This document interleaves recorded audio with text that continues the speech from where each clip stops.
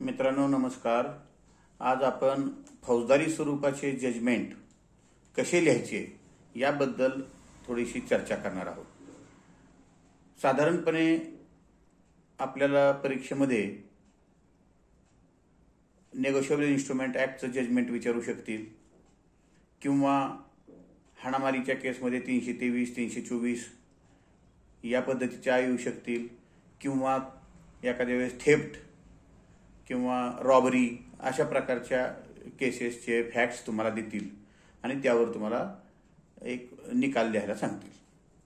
तर दोन प्रकारे जजमेंट असतात. एक judgment of acquittal and judgment of conviction. तर लक्षात ठेवण्याचे पॉईंट्स कुठले आहेत? आता आपल्याला बऱ्याच वेळा जजमेंट पाहून आपल्या लक्षात आलेलं आहे. फॉर्मॅट आता तुम्हाला सगळ्यांना माहिती आहे, परंतु ज्या महत्त्वाच्या गोष्टी आहेत त्या मी तुम्हाला सांगणार आहे. उदाहरणार्थ आपण 313चं स्टेटमेंट आरोपीचं घेतो. त्याचा उद्देश काय असतो की आरोपीच्या विरोधामध्ये इन्क्रिमिनेटिंग सर्कमस्टन्सेस कुठले आलेले आहेत आणि जे कोर्ट विचारात घेणार आहे ते त्याला एक्सप्लेन करण्याची जबाबदारी कोर्टाची 313 स्टेटमेंटमध्ये आहे. त्यामध्ये आपण त्याला शपथ देत नाही आणि तुझ्या विरुद्ध असा असा पुरावा आलेला आहे तर त्याला एक्सप्लेन करून त्या पुराव्याबद्दल त्याला काय सांगायचंय ह्याची त्याला संधी देतो. आता त्याच्याबद्दल असं आहे, तरतूद अशी आहे कायद्यामध्ये की जर आरोपीच्या विरुद्ध पुरावाच आला नसेल तर court can dispense with the statement of accused under section 313 of the code of criminal procedure अशी तरतूद आहे.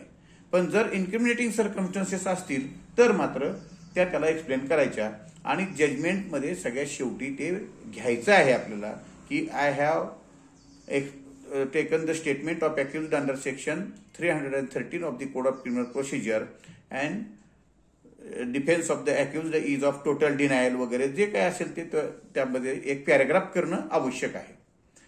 त्यानंतर जर समजा आपण त्याला ॲक्विट करणार असेल तर काही आपल्याला जजमेंटमध्ये काही तरतुदी आपल्याला माहीत असल्याचं एक्झामिनरला वाटलं पाहिजे. त्याकरता काही सेक्शन्स महत्वाचे आहेत.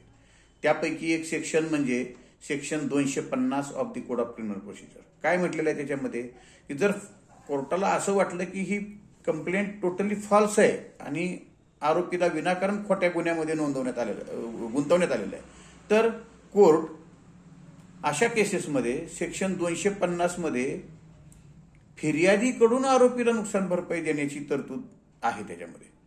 मग तसं तुम्ही जर नमूद केलं की केस एकदम फॉल्स स्वरूपाची मला दिसून आलेली आहे त्याच्यामुळे यातील फिर्यादीनंच आरोपीला अशा अशा प्रकारची नुकसान भरपाई द्यावी, त्याकरता तुम्ही काय केलं पाहिजे तो कॉम्पेन्सेशनचा सेक्शन 250 एक वेळ पाहून घेतला पाहिजे. त्यानंतर काही एक्सेप्शनल केसेसमध्ये अपवादात्मक केसेसमध्ये फिर्यादीच्या विरुद्ध CRPCच्या कलम 340 किंवा 344 प्रमाणे कार्यवाही देखील करता येते. त्यासाठी ते सेक्शन सुद्धा तुम्ही बघितले पाहिजेत. त्यानंतर महत्वाचा सेक्शन म्हणजे section 452 disposal of the seized property or articles. त्याच्याबद्दलच्या तरतुदी तुम्ही पाहिल्या पाहिजेत. मग ते काय करायचंय त्या प्रॉपर्टीचं त्याच्याबद्दल आपण काय केलं पाहिजे त्यामध्ये लिखाण केलं पाहिजे की ती आर्टिकल अशा अशा सीज केलेले आहेत त्या आर्टिकलचं काय करायचं. आता हे सगळं झाल्यानंतर आपण हे ऑपरेटिव्ह पार्ट येईल की in view of my findings on point number ते इश्यूज म्हणायचं नाही पॉईंट्स म्हणायचं. Point number 1 to 3 I am of the opinion that accused is entitled for acquittal. Therefore I proceed to pass the following order. मग आता operative part कसा येईल? The accused is acquitted of the offence. आता बघा तुम्हाला बऱ्याच वेळा चुका दिसतील. फॉर द ऑफेन्स लिहिलं जातं. जेव्हा आपण आरोपीला निर्दोष सोडतो तेव्हा तिथं ऑफ द ऑफेन्स म्हणजे ह्या गुन्ह्यातून सुटका आणि जेव्हा शिक्षा करतो तेव्हा कन्व्हिक्टेड फॉर द ऑफेन्स म्हणजे त्या गुन्ह्यासाठी शिक्षा देतो. हे नीट लक्षात घ्या. तर जेव्हा निर्दोष सोडतो तेव्हा शब्द येईल of the offence. The accused is acquitted of the offence किंवा offences. Punishable under section or sections, जर जास्त सेक्शन्स असतील तर, of the Indian penal code vide section 248(1) of the code of criminal procedure or 255(1) of the code of criminal procedure. आता मी हे सांगितलेलं व्यवस्थित लक्षात घ्या. इथं मी 248 आणि 255चा उल्लेख का केलाय, तर 248(1) हे रेग्युलर क्रिमिनल ट्रायलमध्ये वॉरंट केसेसमध्ये असतं. तिथं आपण ऍक्टिव्हेट करतो ते सेक्शन 248(1) प्रमाणे करतो. आणि समन्स केसेस किंवा समरी केसेसमध्ये जेव्हा ऍक्टिव्हेट करतो तेव्हा 255 सब क्लॉज 1 प्रमाणे करतो. म्हणून आपल्या ऑर्डरमध्ये मी दोन्ही ऑब्लिक म्हणून सांगितले. The accused is acquitted of the offence or offences punishable under section or sections of the Indian penal code, vide section 248(1) or 255(1) of the code of criminal procedure. पुढचा paragraph येईल. His bail bonds are cancelled. He is set at liberty. The accused is set at liberty असं त्यात म्हटलं पाहिजे. आणि बऱ्याच वेळा चुका काय होतात बघा.